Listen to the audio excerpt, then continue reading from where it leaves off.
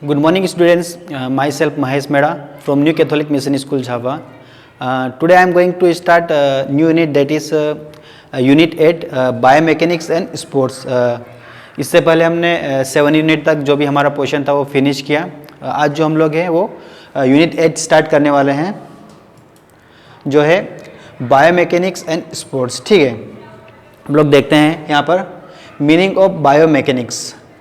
Bio plus mechanics. Bio means living organism and mechanics branch of physical science which deals with force acting on a body in static condition or in moving condition. ठीक है, अब यहाँ पर mechanics का मतलब क्या है? जो भी हमारी बॉडी किसी भी प्रकार से मोशन कर रही है, ठीक है, अगर वो रुकी हुई है या चलती हुई है, ठीक है, वो किस प्रकार से मोशन कर रही है उसको हम लोग देखते हैं. देन यहाँ पर हम लोग डेफिनेशन देखेंगे.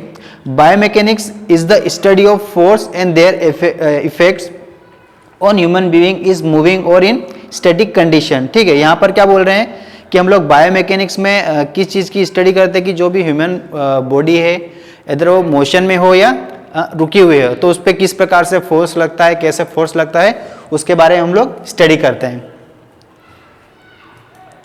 The next is importance of biomechanics in sports. अब यहाँ पर हम लोग स्पोर्ट्स की फील्ड में बात कर रहे हैं कि बायोमैकेनिक्स किस प्रकार से अपना कार्य करता है, उसका किस प्रकार के इंपॉर्टेंस रहता है स्पोर्ट्स की फील्ड में. देखते हैं. First is understanding human movements. Kinesiology and biomechanics give us better understanding of human movements. ठीक है, यहाँ पर हम लोग देख रहे हैं कि स्पोर्ट्स में किस प्रकार से अलग अलग प्रकार के मूवमेंट्स होते हैं. रुकना पड़ता है, भागना पड़ता है, जंप करना पड़ता है, तो वो मूवमेंट किस प्रकार से काम करते हैं वो हमें समझने में बायोमैकेनिक्स और किनेसियोलॉजी हेल्प करते हैं. Then second is knowledge about force on the body. It gives us knowledge about various force acting upon body. ठीक है, अब यहाँ पर हम लोग क्या बोल रहे हैं कि सेकंड पॉइंट में knowledge about force on the body. ठीक है, हमें हमारी बॉडी के अकॉर्डिंग या किसी चीज़ के अकॉर्डिंग कितना फोर्स लगाना है, कितना फोर्स लगेगा, तो वो हमें पता चलता है बायोमैकेनिक्स के थ्रू. कि अगर हम लोग एक किसी चीज़ को, जैसे फुटबॉल है, वो बड़ी बॉल है, हमें उसको मालूम है कि हमें उसके यहाँ से 20 मीटर फेंकना है, 30 मीटर फेंकना है, तो अब क्या करेंगे, उसके अकॉर्डिंग बॉल के ऊपर फोर्स लगाएंगे ताकि वो चीज़ उस स्थान पर या उस प्लेस पर पहुँच जाए. Next is correct movement. It helps to correct the faulty movement and this movement is effective and efficient. अब यहाँ पर हम लोग बात करें बायोमैकेनिक्स की, तो यहाँ पर हम लोग बात कर रहे हैं कि स्पोर्ट्स में अलग अलग प्रकार के एक्शंस रहते हैं, मूवमेंट्स रखते हैं. ठीक है, तो अगर हम लोग किसी चीज़ को बॉल को अगर फेंक रहे हैं या किक कर रहे हैं, ठीक है, अगर हमारा जो उसको किक करने का तरीका है अगर वो हमारा गलत है तो क्या होगा, हमारी बॉडी इंजर्ड हो सकती है.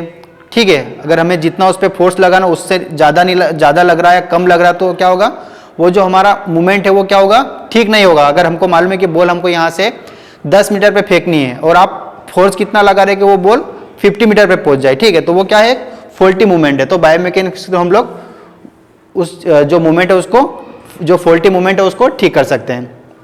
Then prevent injuries. Knowledge of kinesiology and biomechanics helps to reduce injuries, moreover prevents the causes of injury through movement. ठीक है, यहाँ पर हम लोग बार बार मूवमेंट की बात कर रहे हैं. यहाँ पर फिर से एक और चीज़ आ रही कि जो मूवमेंट और फोर्स के थ्रू क्या कर रहे हैं हम लोग, जो इंजरी है उससे हम लोग बच सकते हैं. ठीक है, किनेसियोलॉजी के through. The next is improve performance. It helps to improve the performance of individual by developing good technique and training method. Improving performance. ठीक है, बायोमैकेनिक्स के थ्रू जो हमारी परफॉर्मेंस है स्पोर्ट्स में, हमारी स्पीड कम है, अगर उसको ज़्यादा करना है तो बायोमैकेनिक्स के थ्रू हम लोग क्या कर सकते हैं, उस स्पीड को बढ़ा सकते हैं. जो हमारा मूवमेंट है, जो हमारी स्पीड है, उसको क्या कर सकते हैं, अगर हमें कम करनी तो हम लोग बायोमैकेनिक्स से तो उसको कम कर सकते हैं. अगर उसको बढ़ाना है तो उसके अलग अलग एक्सरसाइज या मूवमेंट के द्वारा क्या कर सकते हैं, हम लोग उसको बढ़ा सकते हैं. नेक्स्ट टॉपिक है हमारा टाइप्स ऑफ मूवमेंट. यहाँ पर देयर इज अलग अलग प्रकार के मूवमेंट्स हम लोग देखेंगे. First is flexion. It takes place when the angle decrease between two bones attach to a joint. ठीक है, यहाँ पर हम लोग बात कर रहे हैं फ्लेक्शन. ठीक है, फ्लेक्शन में क्या होगा, जो आपका जॉइंट्स है, ठीक है, यहाँ पर हम लोग एल्बो ले रहे हैं, यहाँ पर क्या हो रहा है, ये जॉइंट्स यहाँ पर टू बोन्स जुड़ी हुई है, तो यहाँ पर क्या हो रहा है, जो फ्लेक्शन में जो एंगल से वो क्या हो रहा है, कम हो रहा है।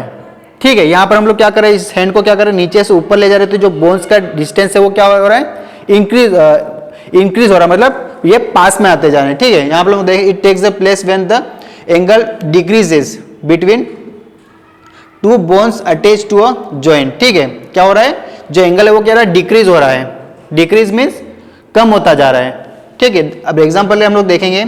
For example, bending a elbow और clenching hands into a fist are examples of flexion. ठीक है, यहाँ पर क्या हो रहा है कि जो हमारा एल्बो उसको हम लोग क्या कर रहे हैं, इस प्रकार से बेंड कर रहे हैं, तो क्या होगा, जो डिस्टेंस है वो क्या हो रहा है, कम होता जा रहा है, डिक्रीज होता जा रहा है। ठीक है, तो यहाँ पर हमारे पास दो एग्जाम्पल है। जो आपकी जो जॉइंट्स है उसको हम लोग इस प्रकार से करें तो ये क्या हो रहा है, फ्लेक्शन का एक एग्जाम्पल है। उसके बाद जो आपकी फिस्ट है, अगर आपकी इस प्रकार से फिस्ट, अगर जो मुट्ठी है उसको अगर आप इस प्रकार से करोगे तो क्या होगा, जो एंगल है वो क्या हो रहा है, कम होता जा रहा है। ठीक है, तो इस प्रकार से हम लोग फ्लेक्शन को समझ सकते हैं। एग्जाम्पल में आप ये फोटो में भी देख सकते हैं, क्या हो रहा है, जो टू बोन्स का जो एंगल्स है वो क्या हो रहा है, कम होता जा रहा है, फ्लेक्शन। ठीक है, ये इस प्रकार से फ्लेक्स हो रहा है। नेक्स्ट हम लोग देखेंगे एक्सटेंशन। एक्सटेंशन क्या है, जो फ्लेक्शन है उसका अपोजिट है। It is the opposite of flexion, decreasing a स्टेटिंग movement that increase the angle between body part. In simple way, it takes place when the angle between two bones attached to a joint increase. ठीक है, अब यहाँ पर क्या हो रहा है, जो बोन्स के बीच का जो एंगल था वो क्या हो रहा है, इंक्रीज हो रहा है। इंक्रीज क्या हो रहा है, मतलब बढ़ता जा रहा है। पहले क्या हो रहा था, डिक्रीज हो रहा था, अब क्या हो रहा है, जो एंगल है एक्सटेंशन में क्या हो रहा है, वो बढ़ रहा है। ठीक है, इंक्रीज हो रहा है। तो इस प्रकार से आप डायग्राम में देख समझ सकते हैं। यहां से क्या हो रहा था, फ्लेक्शन में हाथ नीचे से ऊपर जा रहा था, लेकिन एक्सटेंशन में क्या है, जो उसका डिस्टेंस है वो क्या हो रहा है, इंक्रीज हो रहा है, बढ़ रहा है। तो फ्लेक्शन में जो हैंड से आपका मूवमेंट है ऊपर से नीचे आ रहा है, तो जो टू बोन्स का जो डिस्टेंस है वो क्या हो रहा है, बढ़ता जा रहा है। नेक्स्ट है अबडक्शन। ठीक है, अबडक्शन हम लोग देखेंगे। It is a movement laterally way from the middle of the body. It refers to a motion that pulls a structure or part away from a midline of the body. ठीक है, अब यहाँ पर क्या हो रहा है, ये आपकी midline of the body है। ठीक है, यहाँ से क्या हो रहा है, जो मूवमेंट्स है वो क्या हो रहे हैं, ऊपर जा रहे हैं। ठीक है, जो मिड लाइन है यहाँ से आपका जो साइडवर्ड से ये हाथ निकल रहा है, तो क्या हो रहा है, इसका मूवमेंट क्या हो रहा है, बढ़ता जा रहा है अबडक्शन में। ठीक है, जो मिड लाइन है वहां से क्या हो रहा है, इसका जो एंगल है वो बढ़ रहा है। ठीक है, तो उसको हम लोग बोलेंगे अबडक्शन। हाथ क्या हो रहा है, यहां से जो एंगल है वो दोनों हाथ का साइडवर्ड नीचे से ऊपर जा रहा है। Next is adduction. एडक्शन क्या है, अबडक्शन का अपोजिट है। ठीक है, उसमें क्या हो रहा था, हाथ नीचे से ऊपर जा रहे थे, यहां पर क्या हो रहा है, अबडक्शन में जो एंगल है वो ऊपर से नीचे आ रहा है।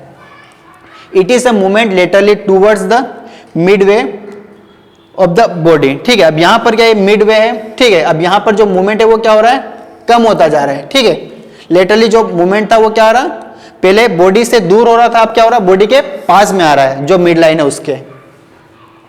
It refers to motion that pulls a structure और part towards mid line of the body. ठीक है, अब ये क्या हो रहा है, बॉडी के पास में आ रहा है, टूवर्ड्स ऑफ द बॉडी। ये हमारी मिड लाइन है, यहां से क्या हो रहा है, जो मूवमेंट है वो दोनों साइड से बॉडी के पास में आ रहा है। पहले क्या हो रहा था, मिड लाइन से अवे जा रहा था, दूर जा रहा था, अब क्या हो रहा है, वो बॉडी के मिड लाइन के पास में आ रहा है। ठीक है, तो इस प्रकार से हम लोग अबडक्शन और एडक्शन को भी समझ सकते हैं। नेक्स्ट टॉपिक हमारा लो ऑफ मोशन। ठीक है, ये लो ऑफ मोशन आप शुरू से पढ़ते आ रहे हैं। ठीक है, आपको इस चीज को इतनी समझाने की जरूरत नहीं, लेकिन तो भी मैं एक बार इसको एकदम इजी वे में थोड़े से कम शब्दों में इसको मैं आपको समझाने के लिए करता हूँ, क्योंकि आप शुरू से पढ़ते आ रहे हैं। आपने 8th में पढ़ा होगा, 9th में पढ़ा होगा, 10th में पढ़ा होगा, 11th में पढ़ा होगा। ठीक है, law of motion. Law of motion कितने लो थे, 3 लो है। ठीक है, यहाँ पर हम देखेंगे first law of motion, law of inertia. ठीक है, हम लॉ ऑफ मोशन को लॉ ऑफ इनर्शिया भी करते हैं। Any object will be remain in its position until और unless any external force is applied. ठीक है, यहाँ पर अब आप ये शुरू से पढ़ते आ रहे हैं, आपको एक बार में समझ में आ जाएगा कि लॉ ऑफ इनर्शिया क्या है। जब तक कोई चीज अगर रिमेन प्लेस पे है, अगर वो स्टेइंग प्लेस पे है, ऐसी पड़ी, जब तक उस पर कोई बाहरी फोर्स नहीं लगेगा तब तक वो क्या करेगी, चीज वहीं पर पड़ी रहेगी। ठीक है, जहां पर जैसे एग्जांपल है फुटबॉल, ये फुटबॉल अभी यहाँ पर स्पोर्ट्स पे इस स्पोर्ट पे पड़ी हुई है, जब तक इस पे कोई बाहरी फोर्स या कोई प्लेयर इसको जब तक आगे किक नहीं करेगा, क्या होगा, तब तक ये बॉल आगे नहीं बढ़ेगी। ठीक है। For example, football place at penalty spot will remain at rest unless a player kick the ball, force applied to move a ball towards goal post. ठीक है, जब तक इसके ऊपर कोई फोर्स नहीं लगेगा तब तक ये बॉल यहां से हिलेगी नहीं। ठीक है। Second law of motion, law of acceleration. ठीक है, ये भी आपने पढ़ा, आपको इजी में समझ में आ जाएगा। The rate of change of acceleration is directly proportional to the force applied on the object और inversely proportional to the mass of object. ठीक है, यहाँ पर हम लोग देख रहे हैं जो इसका फॉर्मूला है, F is force mass and acceleration. ठीक है, जब तक अगर आप किसी चीज के ऊपर फोर्स लगा रहे हैं, अगर वो फोर्स आप ज्यादा लगा रहे तो क्या होगा, उसका एक्लेरेशन भी ज्यादा होगा। एक्लेरेशन कम है तो उतना उस पर क्या होगा, जो फोर्स भी उससे उतना कम लगेगा। ठीक है, यहाँ पर हम लोग देखेंगे, a volleyball player push the ball slow for a drop whereas hits the ball hard for a smash. ठीक है, अगर आप जो एक्लेरेशन, अगर उसकी स्पीड कम है तो क्या हो रहा है, उसके ऊपर फोर्स भी कम लगेगा। अगर आप उसके ऊपर फोर्स ज्यादा लग रहे, फोर्स अगर ज्यादा लगा रहे तो क्या होगा, उसका एक्लेरेशन स्पीड भी उसके ऊपर ज्यादा रहेगी। क्या मतलब है इसका, अगर आप किसी चीज को धीरे से फेंकेंगे, ठीक है, तो क्या हो रहा, उसकी स्पीड भी कम होगी और उसका फोर्स भी कम लगेगा। अगर आप किसी चीज को ज्यादा फेंक रहे हैं, ज्यादा जोर से, क्या होगा, तो उसके ऊपर फोर्स भी ज्यादा अप्लाई हो रहा है और उसकी स्पीड भी ज्यादा होगी। Next is law of action and reaction. This law of motion states that every action there is a equal and opposite reaction. ठीक है, ये भी लॉ आपने समझ रखा होगा। फॉर एग्जाम्पल के लिए उसको समझते हैं। In swimming a player push the water backward, in return he is push forward. ठीक है, अब यहाँ पर ये भी चीज आप पढ़ा, आपने समझ रखा हो, लेकिन फिर भी एग्जाम्पल के लिए यहाँ पर हम लोग स्विमिंग का एग्जाम्पल लेंगे। अगर एक स्विमर है तो वो क्या करेगा, पानी को पीछे धकेलेगा। अगर पानी को पीछे धकेल रहा तो क्या होगा, उसकी बॉडी आगे पुश होगी। ठीक है, यहाँ पर हम समझे, this law of motion states that there is equal every action there is equal and opposite reaction. ठीक है, स्विमिंग के साथ दूसरा एग्जांपल ले सकते हैं हम लोग, हाई जंप। ठीक है, अगर आप हाई जंप कर रहे हैं तो क्या होगा, आप जितना जो आपका फोर्स है आप नीचे लगाओगे तो क्या होगा, आपकी बॉडी उतनी हाइट पे जंप करेगी। ठीक है, तो इस प्रकार से हम लोग 2-3 एग्जांपल के थ्रू उसको समझ सकते हैं। ये चीज आपने ऑलरेडी पहले पढ़ी, बस इसको आपको थोड़ा सा रिमाइंड करने की जरूरत थी। तो यहाँ पर हमारी जो 8 यूनिट है, इसमें ज़्यादा टॉपिक्स नहीं थे, इसको हम लोग इसी एक वीडियो में ये कवर अप हो गया। ठीक है, तो इसके वीडियो के थ्रू या PDF के थ्रू घर पर आप रखकर आप इसकी अच्छे से स्टडी कीजिए और जो आपकी बोर्ड एग्जाम आने वाली है उसके लिए अच्छे से प्रिपरेशन कीजिए, तैयारी कीजिए। तब तक के लिए thank you and goodbye, have a nice day.